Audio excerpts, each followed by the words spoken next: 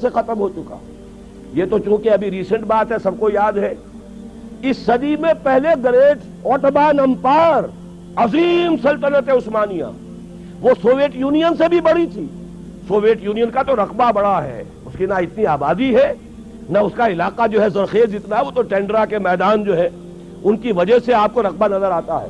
Great اوٹومان umpire, یہ پورا ابھی جو یوگوسلاویہ کہہ رہے تھے, یوگوسلاویہ کیا, پورا ایسٹ یورپ جو ہے یہ ان کے زیر نگین تھا, اور پورا شمالی افریقہ, پورا ویسٹ ایشیا, 3 بر اعظموں پر پھیلی ہوئی ایک عظیم مملکت, اور نام و نشان ختم ہو گیا. ترکی نام کا چھوٹا سا ملک رہ گیا.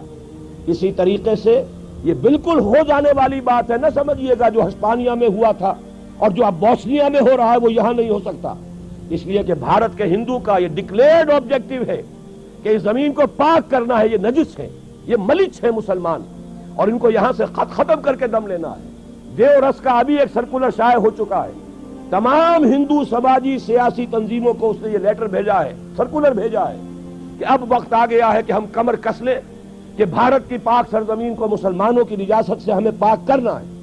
اور میں آپ کو یقین دلاتا ہوں کچھ تھوڑا سا رد عمل پاکستان اور بنگلہ دیش میں تو ہوگا, باقی پوری مسلم ورلڈ میں کوئی رد عمل نہیں ہوگا. میں گارنٹی, آئی اسٹینڈ گارنٹی, کہیں سے کوئی رد عمل نہیں ہوگا.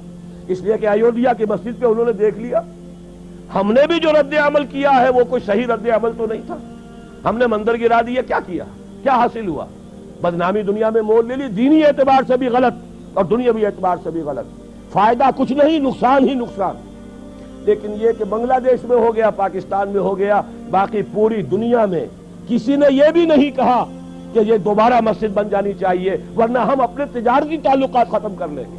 سفارتی تو بہت دور کی بات ہے, کوئی الٹیمیٹم وار تو بہت دور کی بات ہے, تجارتی تعلقات ختم کرنے کی بھی کسی ایک مسلمان ملک میں دھمکی نہیں. تو انہوں نے نبض دیکھ لی ہے کہ غیرت نام تھا جس کا, گئی تیمور کے گھر سے. اور اگر بھارت میں یہ کچھ ہو گیا تو آپ یہ جان لیجئے بھارت کے جو عزائم ہیں, میں نے یہ چیزیں لکھی ہیں, پچھلی جمعے کو چھپ چکی ہیں, بھارت کے عزائم صرف بھارت تک نہیں ہیں.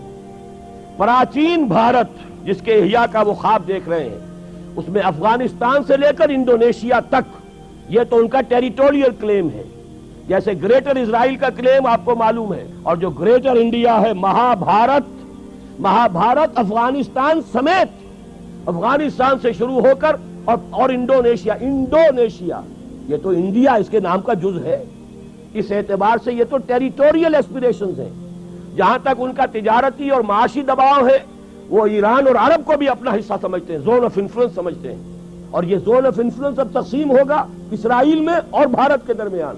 ان کا گٹھ جوڑ جس تیزی سے بڑھ رہا ہے وہ آپ کے علم میں ہے, اور جس طریقے سے اسرائیل کا ابھی بیان آ گیا وزیر اعظم کا اسحاق رابین کا کہ یہ جو ہے کشمیر کا جہاد بھی ہو سکتا ہے کامیاب ہو جائے. وقت پر اب اپنی ہمت جو ہے اس کو پورے طریقے سے کمر ہمت کس لو, اور مسلم فنڈامنٹلزم کو ختم کرنے کے لیے ہم سب کو جو ہے we should join hands to finish up with this Muslim fundamentalism.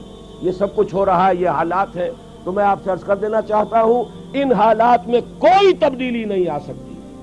بات صحیح کہی ہے اور یہی میرا موقف بھی رہا ہے.